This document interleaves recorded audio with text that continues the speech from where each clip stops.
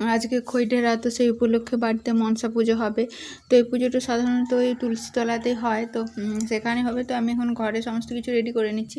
আর বেলপাতা তুলতে পাঠিয়েছিলাম, তো ডাল নিয়ে চলে এসছে, তো ওগুলো ছাড়িয়ে নিই আর ফুলও কিছু তুলে নিই, তারপর সমস্ত কিছু রেডি করি। মোটামুটি আমার প্রায় সব সাজানো কমপ্লিট। এবার এটা তুলসী মঞ্চে নিয়ে গিয়ে ওখানে পুজো হবে, মনসা ডাল গেঁথে আর পুজো করা হবে। তো আজকে পুজো করার আসল কারণটা হচ্ছে, এটা হয় সবারই চাষের শেষে আমাদের যারা কাজে সাহায্য করে তাদেরকে মানে আজকে সব কিছু ফল টল চিড়ে মুড়ি খই এসব দিতে হয়।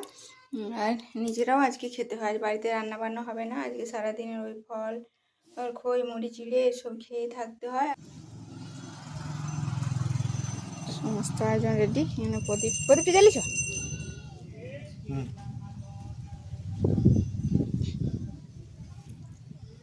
জায়গাটা আমাদের বড্ড ছোট্ট, এই যে তুলসী মঞ্চ।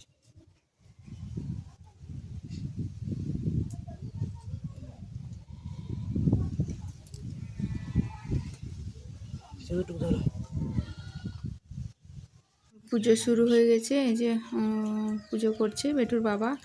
আর বেটু এখন ঘর ঢুকে গেছে। আর আজকে প্রচণ্ড বাতাস দিচ্ছে, তো প্রদীপটা ওই জন্য ওই এটার ভিতরে রেখেছি।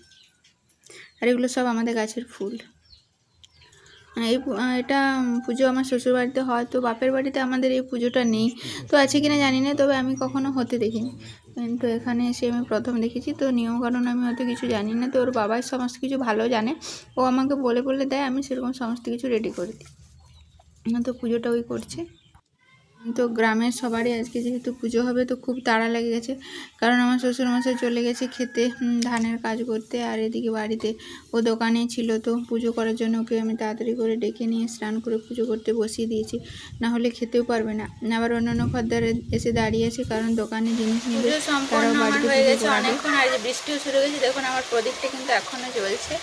আর আমরা প্রসাদ সবাই মুখে নিয়েছি, আর আশেপাশে পাড়ার সবাইকে প্রসাদ বিলিও করলাম। আর বিকেলবেলায় আসবে আমাদের যারা চাষের কাজ করেছিল, তারা খই মুড়ি চিড়ে মিষ্টি এসব নিতে।